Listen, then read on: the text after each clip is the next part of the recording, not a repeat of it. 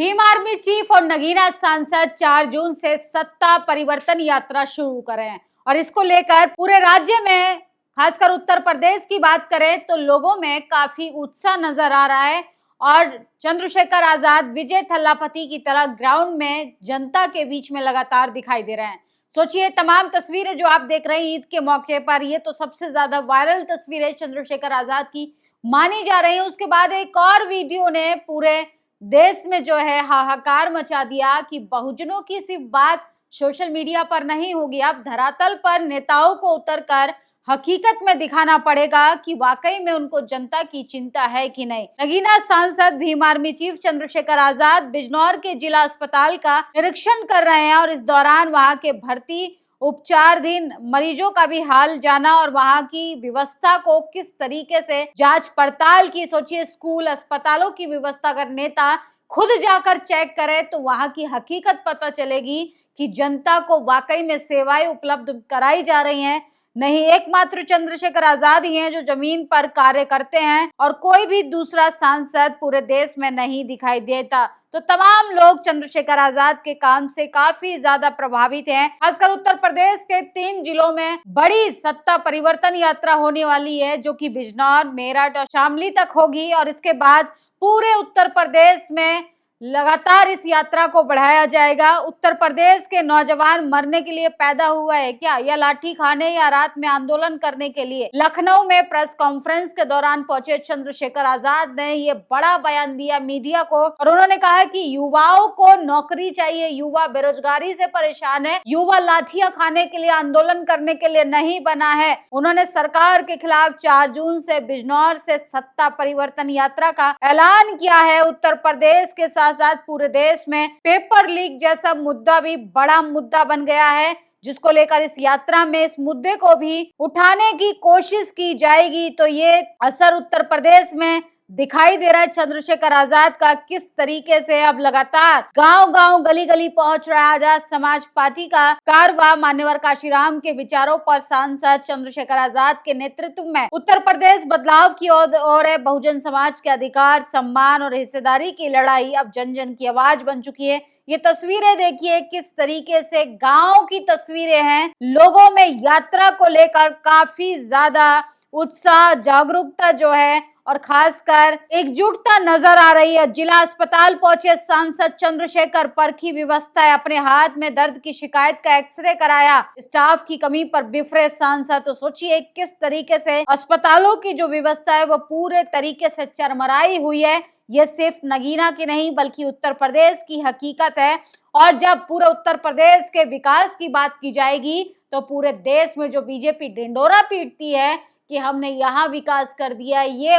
उपलब्धि गिनाने लगते हैं, वो सब की सब खोखली होती हुई दिखाई देंगी। कल जनपद बिजनौर जिला अस्पताल का निरीक्षण करते हुए माननीय भीम आर्मी चीफ नगीना लोकसभा के सांसद चंद्रशेखर आजाद अस्पताल की स्वास्थ्य व्यवस्था को लेकर पहुंचे और वहां पर चूक नजर आई तो उन्होंने नाराजगी जताई। वहीं दूसरी ओर अस्पताल में बिजली कट गई, उसको लेकर ऊर्जा मंत्री और मुख्यमंत्री आदित्यनाथ की सरकार को भी नसीहत दी। सोचिए, अस्पतालों में बिजली नहीं है, नल में जल नहीं है और सत्ताधारी लोगों ने तमाम बड़े बड़े वादे किए थे और किस तरीके से अच्छे दिनों के सपने दिखाए थे, लेकिन हकीकत जो है वो चीख चीख कर कुछ और बयां करी है। फिलहाल ये खबर सबसे बड़ी है जो हम उत्तर प्रदेश के आने वाले विधानसभा चुनाव से पहले आपको बता रहे हैं कि सत्ता परिवर्तन यात्रा चंद्रशेखर आजाद बिजनौर से करने जा रहे हैं। 4 जून से शुरू होगी ये यात्रा। 4 जून को ही वो पहली बार सांसद के रूप में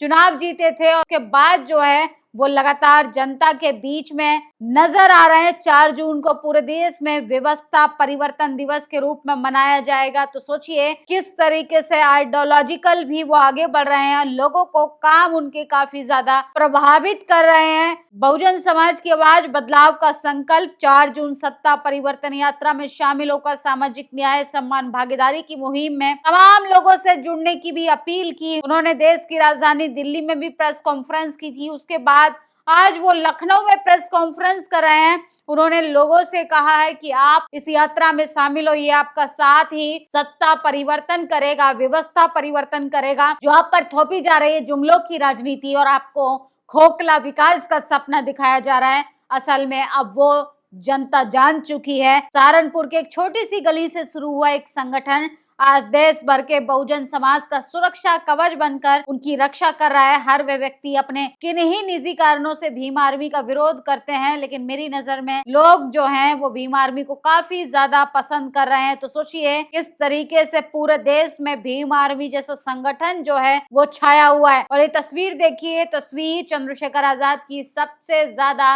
यात्रा से पहले वायरल हो रही है। ये एकमात्र तस्वीर नहीं बल्कि इतिहास में दर्ज होने वाला वो पल है जहां से दलित समाज के मान सम्मान स्वाभिमान की लड़ाई का आगाज हुआ। इससे पहले वो अपनी जाति बताने तक डरता था, फिर चंद्रशेखर की एंट्री होती है, धीरे धीरे सब कुछ बदल जाता है। जो दलित पहले लाठी के बल पर हाक दिया जाता था, वो आंख में आंख डालकर हक अधिकारों की बात करता है। तो चंद्रशेखर आजाद का जलवा जो है खासकर युवाओं को, जेनजी को सबसे ज्यादा प्रभावित कर रहा है। और सोचिए संवैधानिक लड़ाई भी धीरे धीरे आगे बढ़ रही है, राजनीतिक लड़ाई को भी लगातार आगे बढ़ाया जा रहा है और आने वाले विधानसभा चुनावों में इसका असर होता हुआ दिखाई देगा। हाल ही में भाजपा के महाराष्ट्र के कैबिनेट मंत्री नितेश राणे ने all India Muslim personal law board के मेंबर मौलाना सज्जाद नोमानी को पाकिस्तान भेजने की बात की थी, जिसको लेकर बड़ा पलटवार चंद्रशेखर आजाद ने किया, जिसको लेकर चंद्रशेखर आजाद ने चेतावनी देते हुए कहा कि वो संविधान के अनुसार भारत के नागरिक हैं और कोई उन्हें बाहर भेजने वाला नहीं है। होश में रहकर काम कीजिए, वही अच्छा है। पेरियार, साहू फूले अम्बेडकर को मानने वाले लोगों ने अगर संविधान की रक्षा के लिए आपके खिलाफ मोर्चा ले लिया तो शायद आपकी नींद हराम हो जाएगी और आपको घर में छुपना पड़ेगा। तो चंद्रशेखर आजाद लगातार तमाम राजनीतिक दलों से भी टक्कर ले रहे हैं और उसके बाद जो है तस्वीर जो है सोशल मीडिया पर सबसे ज्यादा वायरल हो रही है, चाहे वो नमाज पढ़ने को लेकर उनके प्रोटेक्ट में खड़े रहे चंद्रशेखर आजाद, जो तस्वीरें आप देख रहे हैं, और चाहे वो अस्पतालों में जाकर बिजली कटने पर आपत्ति जताई। उसके बाद उन्होंने कहा कि अस्पतालों की व्यवस्था को ठीक किया जाए,